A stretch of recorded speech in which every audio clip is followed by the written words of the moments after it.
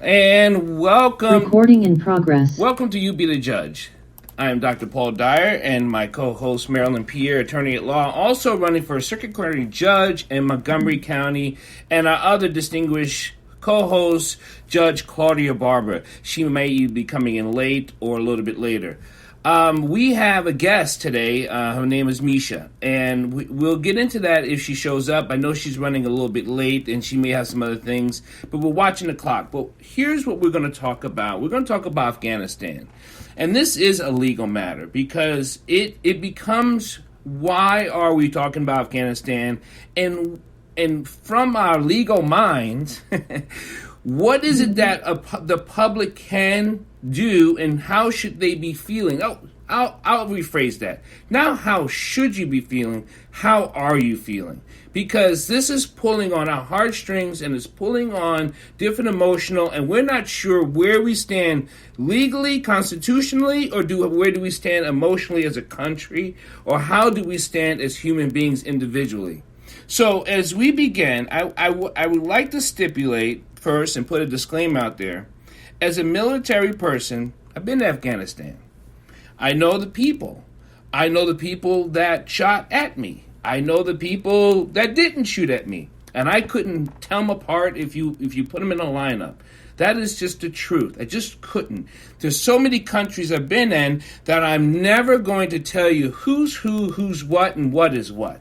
So as you put that out there, when you start to say, who is left behind? Now, there are certain individuals that has helped the Americans in either Afghanistan and no matter what foreign country, any country, pick a country where we've been, we've always had advisors, we've always had translators, we've always had people that helped us. And it goes back since the beginning of any conflict. I think we've been in even since the French and Indian War. So it doesn't matter how far back you go, you're going to have people who live there, work there, who are going to help us. Whether you force them, we can get into that, it's a whole different discussion, or whether you say, we will pay you and take care, we give you an offer, right? It has always happened. Look at your history. So this is nothing new, and it's nothing old. This is a continuous issue ever. Now, how can we look at that? Marilyn, what are your thoughts before I get on one of my rants? What are your thoughts about the Afghanistan issue? Well, first of all, I want to thank you for your service. Well, thank you for your service because you also served. And don't you forget thank you very much, but I was not deployed anywhere, so I think I'm on the first rung and you're on another level. So thank you so very much. In reference to that, I mean, I've been watching the news. My heart, bleeds for the people and what they're going through. And I am not sure that I have the level of confidence that I need to discuss this issue as well as you do. I don't know. I know Will is very well read, and I know that Holly as well as Joni and Kathy. They know a whole lot of things about what's going on, and I invite them to add whatever they want to add. Will, would you like to add anything? Add something? You're on mute. Yeah, go ahead. Who's talking? Will. Okay. Can you hear me? Yes. Yes. Okay. Where does one start? The first thing is that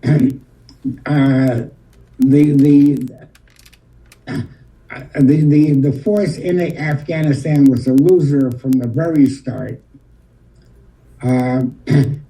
First of all, it did not democratize Afghanistan. It did for 20 years help women that the former government badly treated. The government was corrupt. The army had according to the Post, had high desertion rates. Our mission there was never going to succeed, like the Russian mission 30 years ago was never going to succeed. Correct. So it is cheaper. It is cheaper to be out. It is cheaper to be out and to watch to make sure they don't do bad things to U.S. interests than it is to occupy the country. And I think that's where people kind of see. So Afghan, one of their major crops that we have watched over closely and perforated was the opium crop. That's where we get a lot of opium from, and that's where we collect a lot of the opiates and so drug pharma. Now, they were also, like Will said, they were doing some atrocities to women over there for a very long time. When I'm not going to get into a cultural issue, I'm not going to get into a religion issue. We just know that humanity was being harmed. Now, humanity is also being harmed on all levels across the globe, even here in the United States. Right. That is undebatable. So we're not going to debate about whether we should have been there, where we didn't be there. We were there, and now it's time to leave. I understand. I am struggling with feeling sad because we know that people are going to be killed and slaughtered, and families are going to be killed and slaughtered because we left. That is a fact. I don't know how we should start expressing that as a culture of people in the United States. I don't know how we come to grips with it, but this isn't the last time this has happened. This isn't the first time this has happened. Every time we go into a place and every time we remove our presence, people get killed because of ... Does the reasons matter why they get killed? I'm not really sure. I don't think death matters always. Life matters always. And I speak to that just recently having a brand new granddaughter. And I just recently lost a friend today. Life matters, death matters. And we can rejoice in life and we can be saddened by death. The issue is people are going to die. And is it our fault? Do you think it's a fault that we have? Or is it just an outcome that's going to come? Now, that's the sad issue. Our guest was going to talk about, she has very straight connections with Afghanistan. She's been trying to help Afghan women, trying to get out of there and trying to keep them safe, keep them to the embassy because they were all part of the embassy and working. We're leaving a lot of people behind. We have gotten some people out. We are not going to satisfy a lot of people.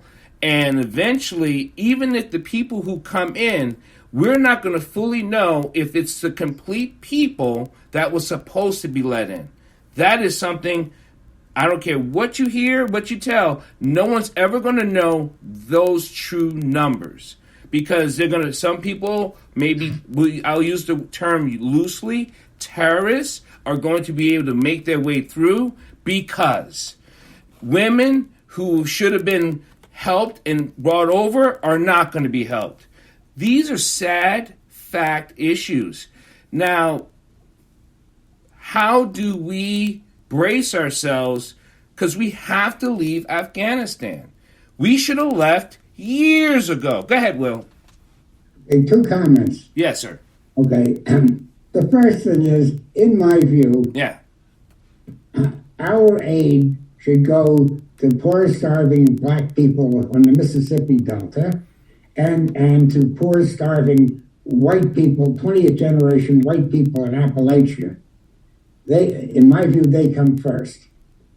The second comment is that, what was that, 150,000, I think it was, Vietnamese came to the United States after 1979. Correct. Some of you may know that I'm the secretary of the local Vietnamese organization.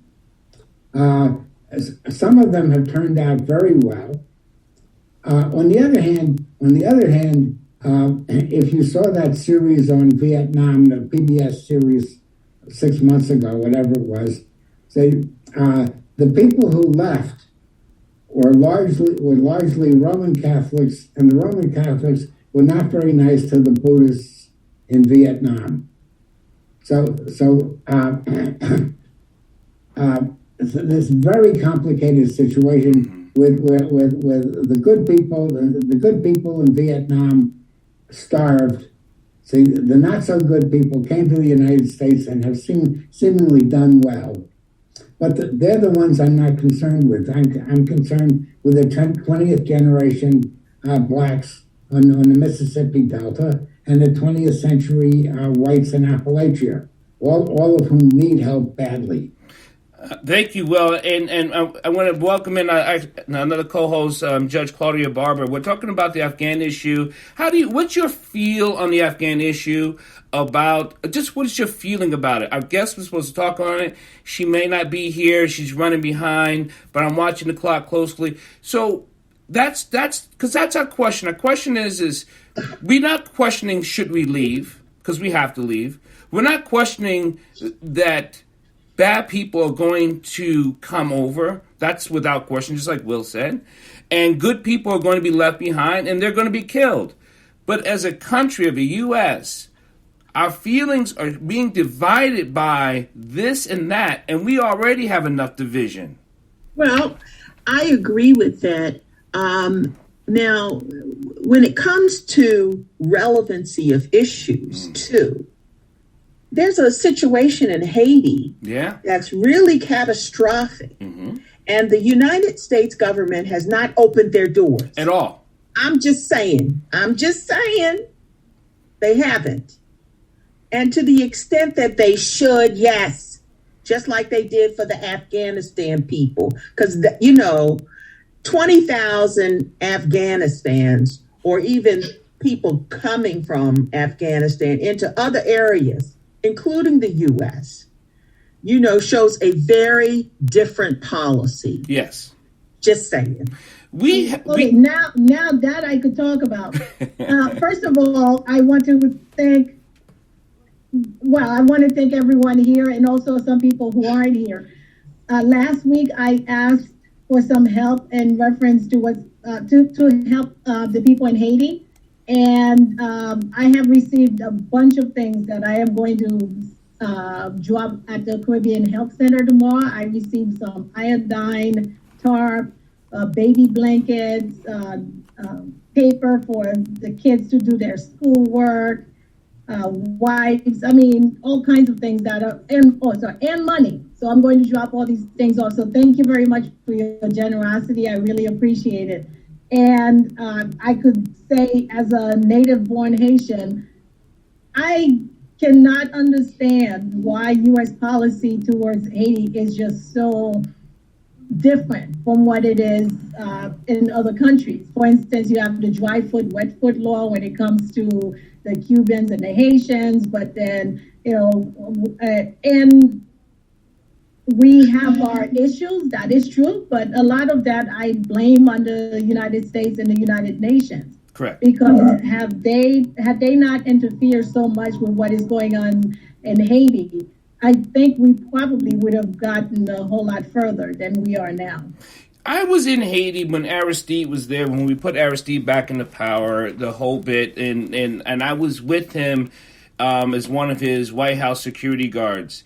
I'm not going to get into the whole 1994 when we went in there and pushed the whole thing back out. But here's what I know about the two different places. What we got from Afghanistan doesn't compare what we did or did not get from Haiti. We, as the United States, and we have to use the word we strongly, we as the people who vote people in and don't monitor the issues that are at hand, it becomes a we. And if you don't know the issues, then it's a you problem. But it's still always a we as a country. We got things from Afghanistan that was more profitable than we'll ever get from Haiti. So they'll never really give things to Haiti because we don't get enough profit from them. It's more about... I don't agree with that. I vehemently disagree with that. Okay. Because from Haiti, the United States got its freedom. From Haiti, the United States got the Louisiana Purchase. Right. We could tell you, as a matter of fact, maybe we should one day interview my brother, because he could tell you other countries that Haiti has helped, because it was the first and only slave revolt that was successful in kicking out the enslavers out of the country. So it was the first Black republic. And to have, to this day, they're still studying and trying to figure out how could these people have won the war against what was back then one of the biggest, strongest military in the world.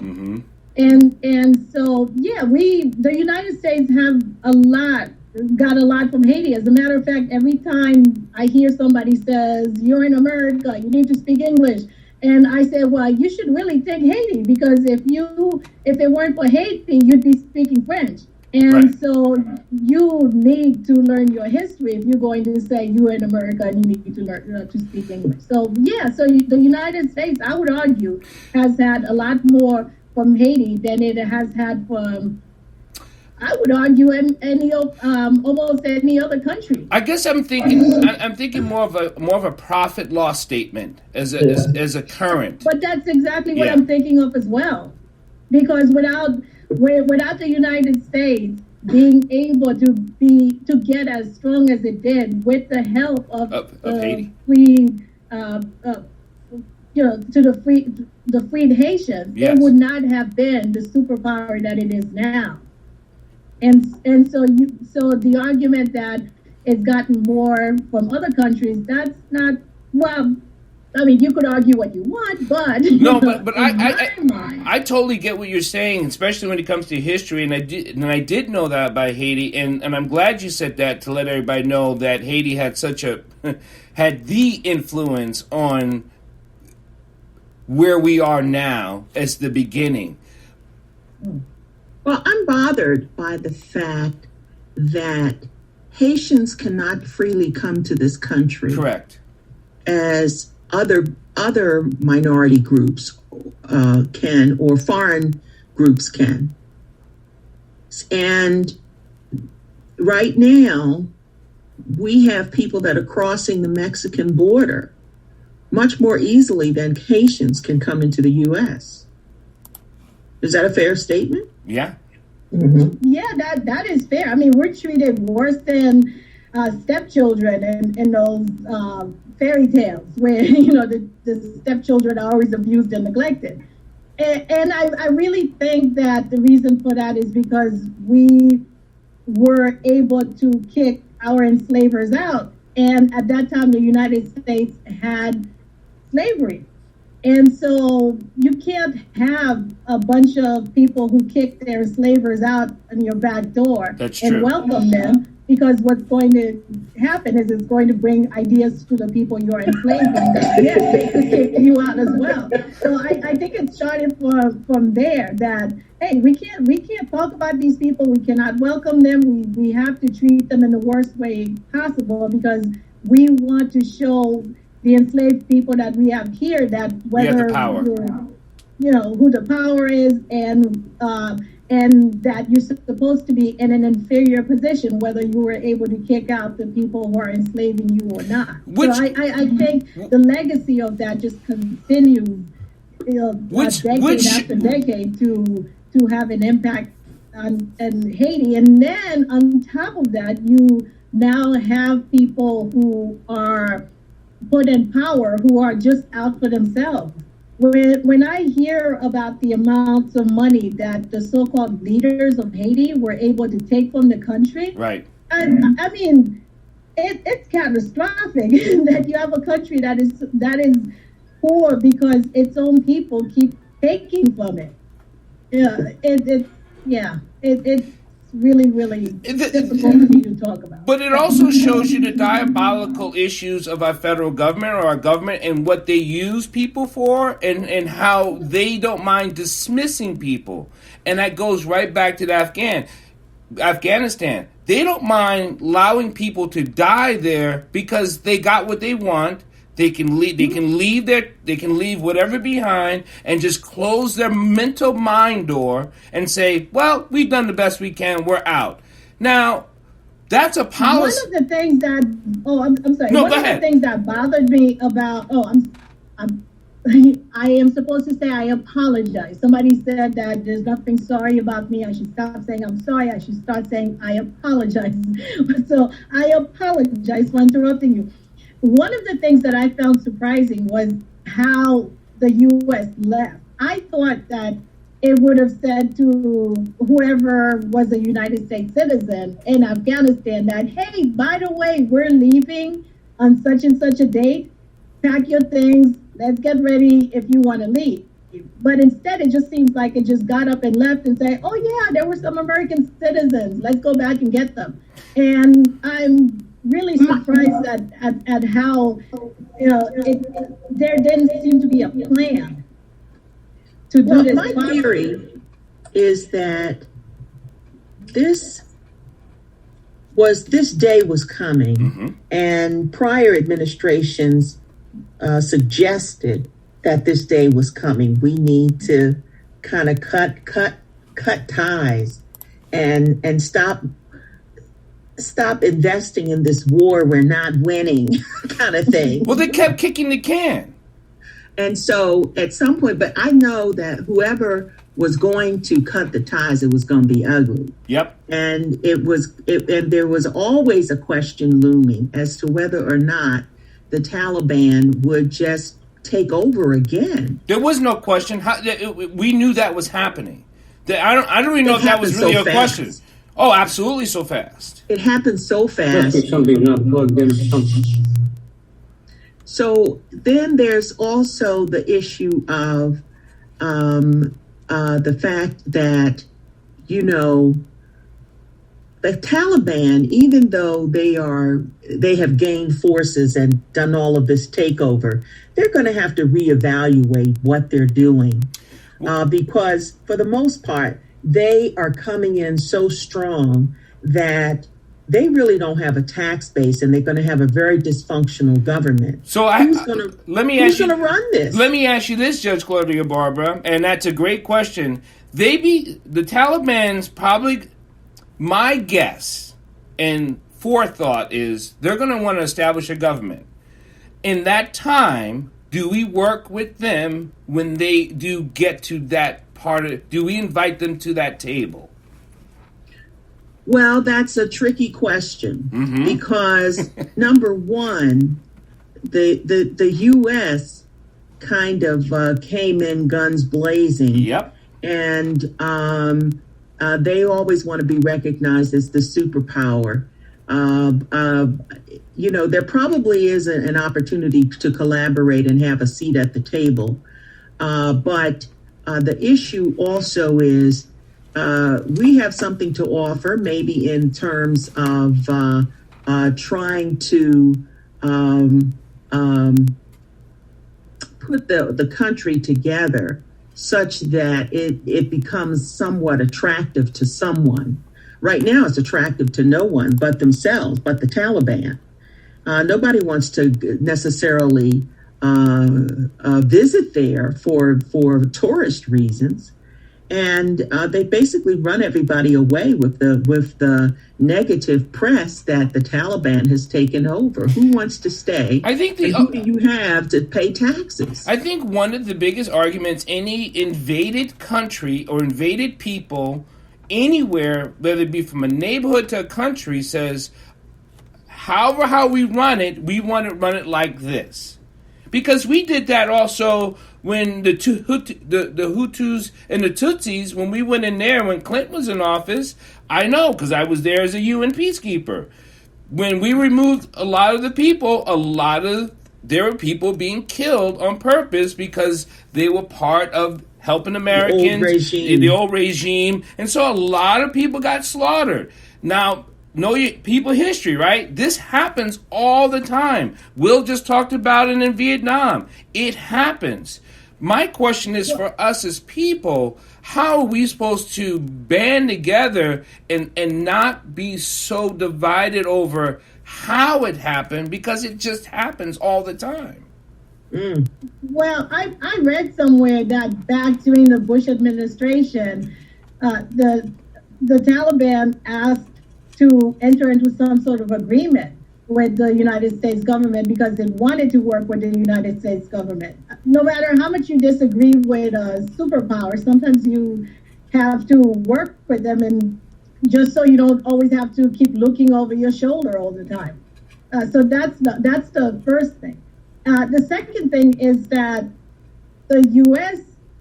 could have gone in there with guns blazing, but that was not the proper policy. I'm shocked that I heard that they said half of the kids under 5 years old are starving in Afghanistan.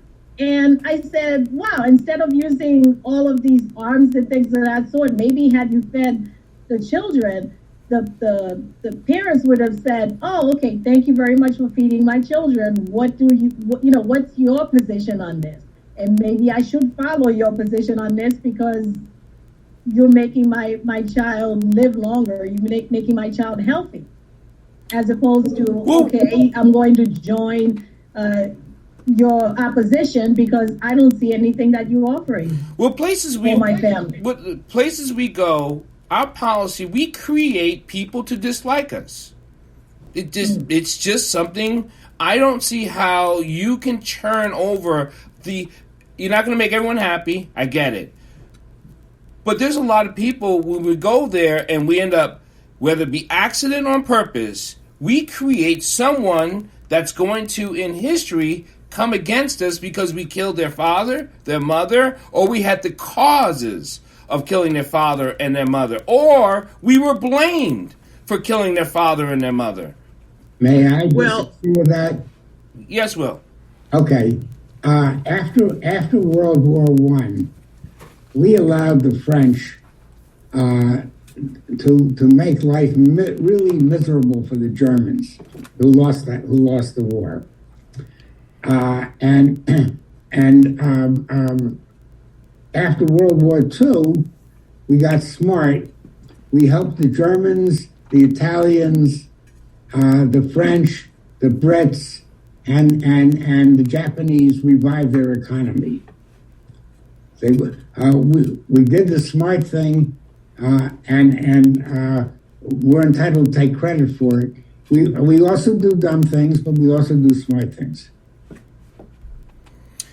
Well, Japan is a perfect example of doing smart things in the sense that they were our enemy when we started World War II, and now they're an ally. Right. And the Germans. We are and the Italians. So we So it's not that hard to turn an enemy into a friend when you use the right method. And I think, like Will said, we have people they've made enemies even here in the United States because they have not looked out for us. They have not taken care of us properly. Not like they pat us on the head or like they pacify us. And the policy they have used overseas, they've used even in our own country, they've used even in our own towns, they used even in our own cities. It's a shame after the 29th, August 29th will be 16 years Katrina has hit the shores. And yet the 9th Ward is desolated. Completely. No rebuild, no nothing. Their policies down there did not help them. Matter of fact, it helped them lose their homes for taxations. And that's a whole other... So we have bad policies in every city, every town, and across the country. It doesn't work. As a people, we are being divided because they shouldn't have done this, they shouldn't have done that. Well, those days are over. There are people that's going to die there in Afghanistan, and there's people that's going to be brought over here that's not going to be a good person to bring over. Mm-hmm. There's just no way around it. I don't know how we're supposed to be okay with that as people because it hurts us emotionally. It does, especially if you know that bad people are coming over here. You do know that should scare everybody to death. Yes. That should really scare the socks off of everybody. But we can't live in fear. We can never live in fear. Because, like Will said, there were bad people that got brought over from Vietnam. There are bad people that get brought over in every conflict or every place we've been. We've opened our doors for an immigration issue, and bad people let in. And yet, we still have places like Haiti where we don't let anyone in. It's just it seems so. Well, I'm kind of concerned about the bad people statement. There are people who do bad things. Yes, and yeah, right. People who do bad things are all over, including native-born Americans. True. It's true. Very And true. so- Very true. Very true. Don't get me started on that one. I can go. I can really go on that one, you know? I mean, you're talking about mob rule Yeah. and how lynchings happen in this country Right. but because of lawlessness. Yes. Lawlessness of native-born people, you know, by native-born people. You know, they're no different than the Taliban running over I agree. Afghanistan. And thank you for Marilyn for correcting me on that, because that is it. Words do matter, and words do have meaning, and so it's not bad people; it's that people do bad things. You're right about that. So, you know, I think that there's a lot to be said about conflict and you know, war-torn countries and what next. And I think the problem is that we're kind of playing this by ear and we really don't know what's next. And as things unfold, you know, August 31 is next week. Let's be clear about that. And to the extent you're going to have some upheaval and things unsettled and things unresolved, that seems to be pretty much what's going to happen. As a people, things are happening. Things are already done. We're getting out. That's done for. We're done. Do we look at Biden or his administration saying he failed on this?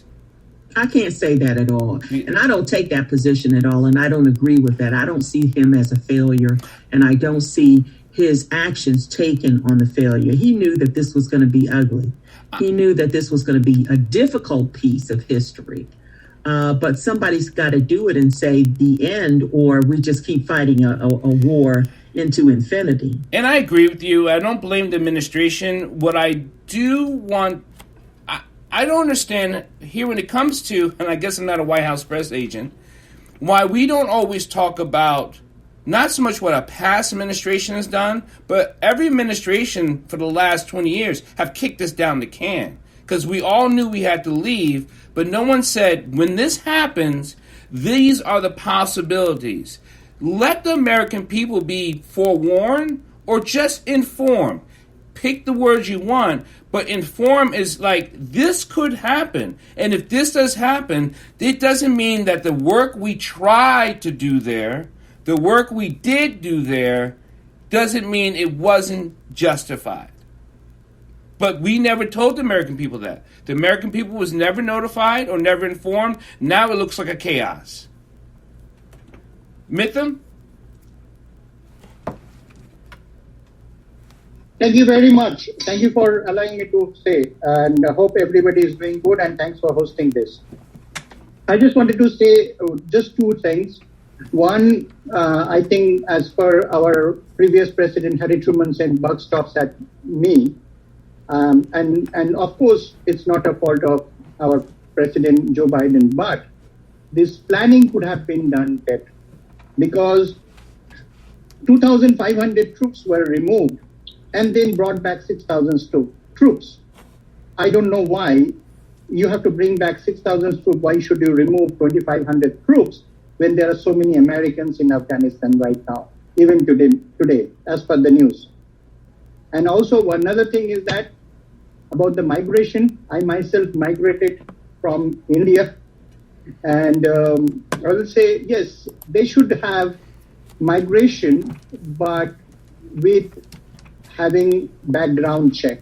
I think if they do a thorough vetted process by FBI background check, I don't see why there should not be a problem, because I am a US citizen, migrated from India. And I think Miss Marilyn is also from Haiti, migrated here. And I don't think we are felon. We are good law-abiding citizen of the United States. So thank you very much. Your comments. I think that we can't blame the Biden administration because it was a responsibility of cutting ties with Afghanistan that we inherited from the Trump administration. So he had to send troops back in because the exit was not being run as smoothly. There were a lot, just like Nitham said, there were a lot of people that were still there, and he had to send troops back in to see that these people could exit safely. And still, with that deadline, he didn't. The Biden administration didn't set that deadline of August 31st. That was due to the Trump administration. So I think he's trying to do the best that he can to help as many people as possible exit safely. And the sad thing about it is what Dr. Dyer said, that there will be people there that should have left that won't be able to leave. And there are people there who will leave, taking advantage of the chaos, and they're not supposed to be here, but they will end up here. So it's a very confusing situation because things were done so quickly. And I believe Biden, when he said that no matter when he left, because he had made up his mind he wanted to end the war. And so no matter when he left, these kinds of problems were going to exist. And, everybody is trying to fault him so strongly and heavily. And I don't know if this evacuation could have been done better. Maybe he could have gotten people out before he declared it into the war or not.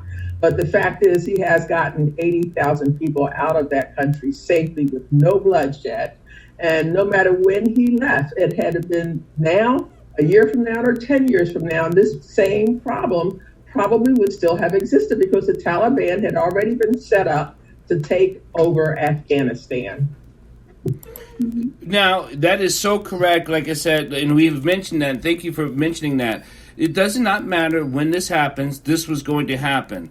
Now, the other issue, we have another, not a problem, but we left back some equipment that we left for the military to use. Well, now that the Taliban has taken over and will take over, they're taking over all the equipment we left behind. Mm-hmm. So if they ever use their equipment, or when they ever use their equipment, or for whatever reason, the equipment that we left, we purchased, we gave, is going to be used against. Now, that is just something that's going to come up again, and they're going to try to blame it on a certain administration because they said if he, she, them, or they didn't leave it behind, they wouldn't use it against those or them or us. And we have to see past that. We have to understand that this is not a blame game. This is an understanding, and this isn't an emotional roller coaster. But yet we still have to know the facts. This was going to happen. They actually said the same thing when President Obama was successful in the killing of Osama bin Laden and leaving all of some of the mission parts there. But with that being said, we also have to be aware of the fact that of the economics of this. This war has cost us billions, if not trillions of dollars. Right. And from that perspective alone, we should stop, crucifying people in the United States, for stealing bread, when they're trying to feed a family or something, and putting them in jail for something minor like that. Thank you. That's frivolous compared to all this money we've lost in these wars. Now, you're right, Judge Barber. You're right, and as sad as we could feel about the women that's going to be harmed, they will. We know that for a fact. There's going to be lots of killings. We can cry, we can pray, we can be sad about it. But I don't want to blame anyone. This is not to blame anyone. This is about us saying, I don't know actually what we could say to that, because death is important. Again, life is important. Death is important. And women and children and men and families are going to be killed. It's just it happened in this country. Like Judge Claudia Barber said, it happened in this country by our own country. So By our own people. by our own native-born people. Right. Yes, yes. And it happens all over the world. Yes. Yes. As a policy or as people, we know we can heal if we have hope. Is there hope? There's no hope in blaming anyone, but there's hope in conversation. Where do you see the hope coming from? Will, anyone? I was listening to I apologize for interrupting you, Kathy. Go ahead. I was just going to ask him what he meant by hope and compensation. You mean as far as us compensating the Afghan government? Yes, or the Afghan people as they come here. Oh, well, yeah, that's where the hope, to me, that's where the hope does lie, and that we're able to accommodate the people that we bring here. And I find it strange that Republicans, you know, they want everything resolved perfectly, but they don't want to take in Afghans. They don't want any more immigrants here. So, but to me, that's where our responsibilities lie now, I think, in taking care of the immigrants that come here. It's And fast. also, perhaps, I'm sorry. No, go ahead, Joni. No. Perhaps if we can open up lines of communication with the Taliban, if they are interested in discussing issues with us, maybe we can soften their impact on Afghanistan and its people. If, just like someone suggested, that you take an incoming power and you show them how to develop an economic base. And we could do that because we did it with the opium in Afghanistan. So if we show the Taliban how to do that, and I don't know if we'd be willing to do that, then perhaps they would make certain concessions as far as their treatment of the Afghan women.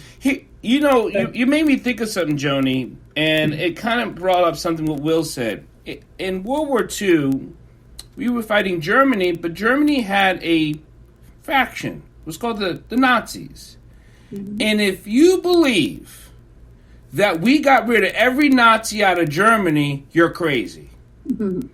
Just because they took off their uniform, just because they took off their swastika, and they were like, no, I was just working for Hitler. I didn't really believe in it.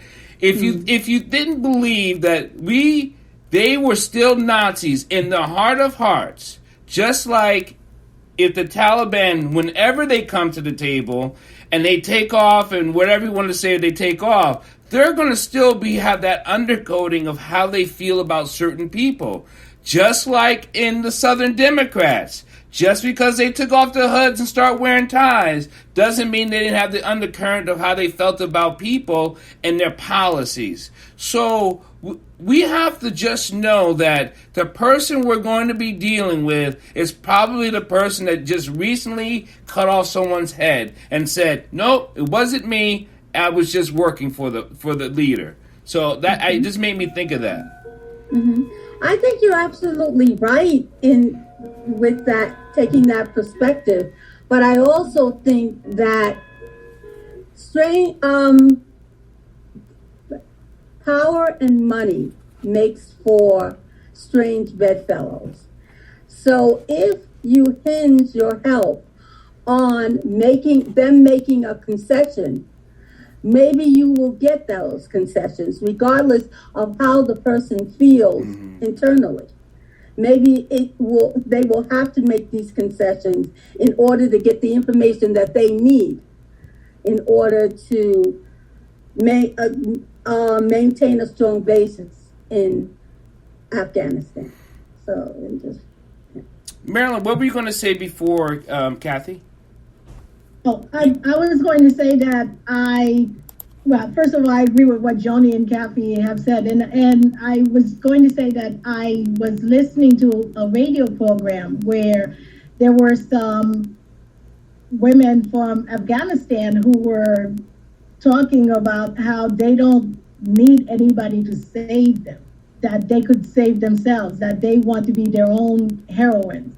And I found that really, really quite interesting, because at this point you have 2 decades of women who saw what it was like without the Taliban ruling. And you cannot put that kind of freedom back in the box. Right. So it's not as if all of a sudden they're going to be, yes, you're right, we are second-class citizens. Yeah, we'll go back there. And so, yeah, exactly. So it's going to be messy, I think, in the near future. But I do think that with the help of the rest of the world, that they'll be able to get to a position where, well, to a better position, I should say. And I don't think this conversation may be new to having as a public forum, but this conversation is not old, because we must have had this conversation during World War II. We must have had this conversation during the Vietnam War. We've had to have this conversation every time we pull out of a country, or the end of a war, end of a conflict. People are going to come here, the land of opportunity. So these are the same conversations, but I also have to tell you this. I've talked to some military brothers and sisters of mine, and they're very upset by it. They seem very harmed by it. They seem that whatever they did and put their lives on the line there, it seemed to feel like it was nothing. And I too have had that struggle feeling also, but I don't. It's my own personal struggle. I don't think it's policy or people. I think it's almost like whether I go helping Katrina too, and you go down there, and there's still people who are not in homes we help because we help, and yet there are a lot of things that doesn't get fixed or doesn't have a better outcome. And as soldiers, as people who serve, the outcome is never really our issue, but we do like to see better outcomes, and it doesn't always seem to happen. And I think that's hard for us to live with no matter what. And speaking to Dr. Dyer's question about hope, I think Marilyn brought up an excellent vision of hope, in that the Afghan women can be their own champions and lead the fight for their freedom, and not be willing to give up what they've gained over the past 20 years. And we can support that as people. We can support that as people. Yes, and then there could be that discussion as well. There are countries that we've been in that we just have never left. Yeah. We talked about Germany before. And so I could see how the people who fought in Afghanistan and the people who lost their loved ones to what was happening in Afghanistan, how they could feel dissatisfied with what is going on now. Because we could have, well, there's some countries that we're still in, and we're not at war with those countries, yet the forts that we have over there peacefully coexist with the military that they have, and things seem to be, I guess, maybe a truce between everybody, and that seems to be working okay. And I guess that's really what I don't quite understand, which is why I said at the beginning I didn't feel like I had the confidence to discuss this issue in the way that I would like to discuss it. Because the way that things have been left, there could have been an orderly exit, and I don't see that orderly exit. If we have a date to leave a certain place, you start saying, oh, okay, I need to pack up the things that I don't use on an everyday basis first. Let's put those things in a box. Let's put the next set of things in a box and leave orderly. I think it seems so disorganized. You are absolutely right, Marilyn. I'm sorry, Mr. Mithun, how I didn't hear you. You are absolutely correct, Miss Marilyn. I'm seconding you. Patricia? Go ahead. Oh, Patricia's giving thumbs up about the orderly. Yeah, and I do know that the contractors who were over there, they left a couple of months ago. So that was never not that what contractors do is report it to individuals, but they picked up and packed up a couple of months ago. May I be heard for a minute? Yeah, it will. Okay. I don't see any reason to treat Afghanistan better than Uzbekistan or Kazakhstan or the other countries where we have not had a presence. And the first thing is, and the second thing is, as to the equipment that we left there, that equipment will not be maintained. Mm-hmm. There will not be a supply of parts, and that equipment will become junk very rapidly. That's a good point, Will. Thank you. Unless we have, I hope we don't have counterparts like Russia helping them fix the parts that we left behind. May I interrupt for a second? I came in kind of late, but I'm going to be the one that's the agitator in the group. I had the honor a couple of years ago, I think it was in 2018, September, to attend Iran summit. And it was actually sponsored by Code Pink. Some people think it's a crazy group, crazy leftist group, but it really isn't. Within that time, I had the great honor, I have a picture of him, I've forgotten his name, but he was a right-hand man to Colonel Powell.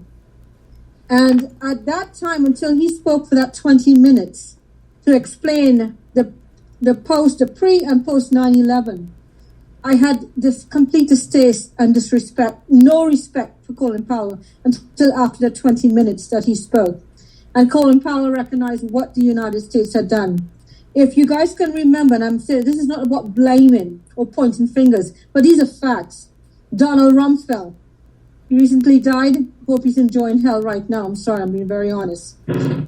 He had stated very openly during the Iraq War, because they knew what they were about was to go into a sovereign nation, that they have created a dictator there to control its resources. He said, get out of Afghanistan, we're just bombing, just rock mountains and rocks. That's when they shifted over to Iraq. I don't know how many of you guys can remember that or are aware of that. Come up to today, to present, and I'm in agreement with soon-to-be Judge Marilyn, that it is disorderly. It is absolutely a complete disorder.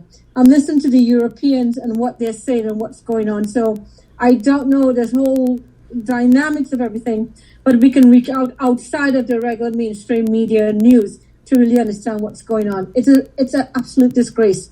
America go and we use these countries and just totally leave them in disarray. So, and you're right, sir. I'm hoping that Russia doesn't step in, but do not be surprised Russia or China steps in to help, quote unquote, organize. That's my piece. I agree with you, Patricia, and I was there during both of those issues with Desert Storm, moving Afghanistan.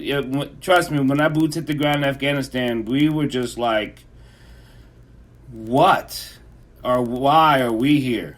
But see, I think the United States is aware of the fact that Russia could scoop in. Yes. And you can't be that quicker. dumb. Right.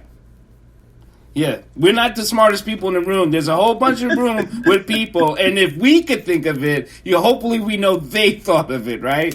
So they thought of it. Yeah. They thought of that. And Dr. Dyer, you're absolutely correct. And Judge, another thing I wanted to say, because... well, hold on, Mitham. Which makes it so perplexing, like Marilyn says, we're not the smartest people on the planet, and there's lots of smart, really amazing people that work for the federal government must realize that this chaos and the way they pulled out had to have known that this was going to happen if you didn't do it in a systematic order, which that is what's perplexing to us. It's not that this wasn't going to happen, but the way they did it, it's so confusing to us as human beings. We would never leave a party like this. So why would we leave a country like this? That's just, like, I've pulled out of countries before, And we've had what you call go times, where who's leaving, what's going, what's being packed up.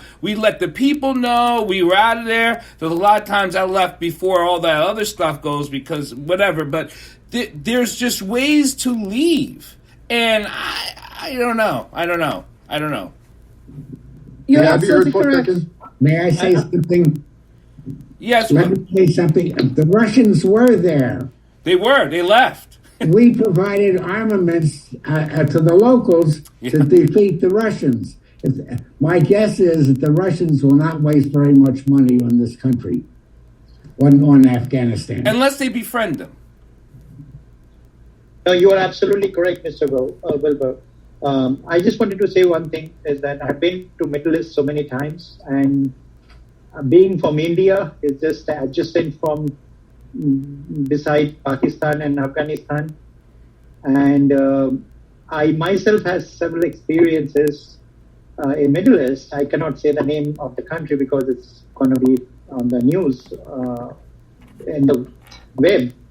So I'll just share one experience very shortly. Like, I wanted to have a long layover, and I wanted to take the hotel at that time in the airport in the Middle East, and I had to give my passport to them.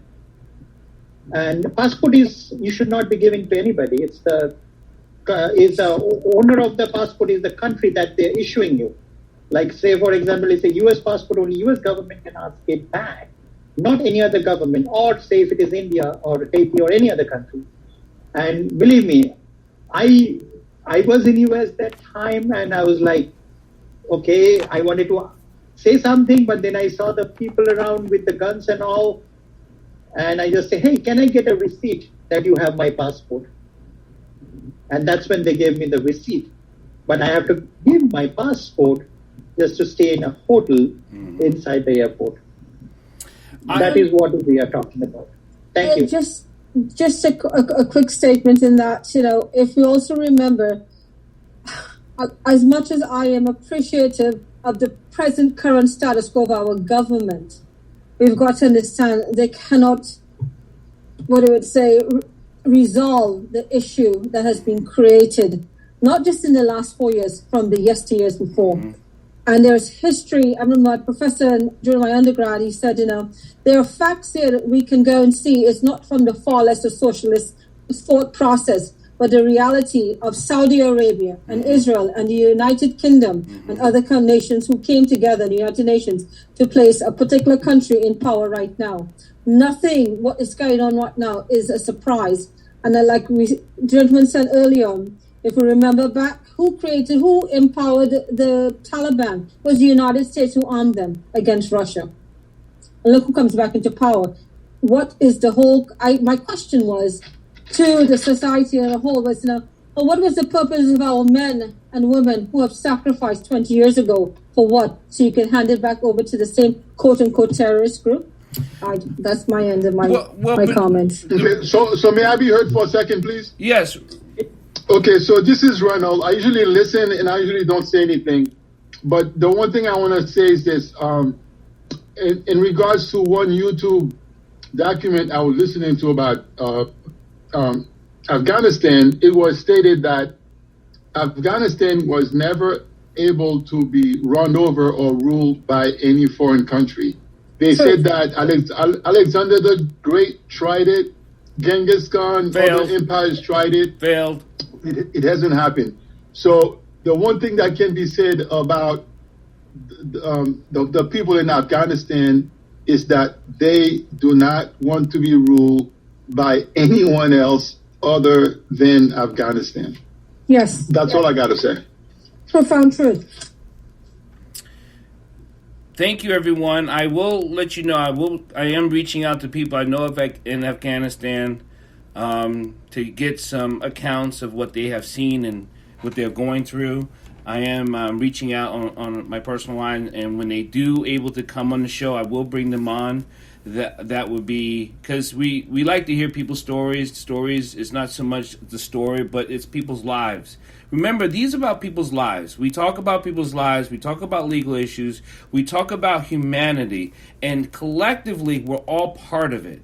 And ultimately, what we say over and over again, you have to be involved to make changes. If you're not involved, then you become a spectator. Then they use your name for the things they do, and they becomes not you. So get informed, have an understanding, and create an action. And that's what we like to do here on You Be the Judge.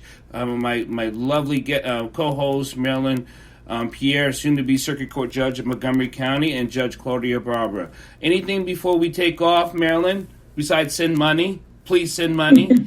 Yes, please send money. And I want to thank you for the money that you've sent already for Haiti. Like I said, I'm going to bring the money and all the other provisions that were donated to the Caribbean Health Center tomorrow. And I'm pretty sure they'll be very appreciative for everything that was sent. So thank you very much. We really appreciate it. Judge Claudia Barbara? I missed out, Maryland, because I left early last week. So I did not get information on the contributions or donations that could be made to Haiti. I would like to donate. Thank you. Well, thank you very much. I could send some information about the Caribbean Health Center if you want to send it to them directly, or if you want to send it to me, that'll be fine. Also, we do know there's the march on Washington on the 28th this Saturday. If you can show up, if you're in the area, if you're out of the area, if you want to bus on in, that is the John Lewis voting. They did pass it in the House, and now we're waiting for it to be passed in the next place. But please come out, be safe, wear your mask, get vaccinated, blah, blah. Please, be careful, join the march. Thank you very much. You guys have a great night. Thank you, everyone. Bye. See you next week. Okay, bye-bye. Thank you. Bye-bye. Thank you. Thank you. Recording stopped.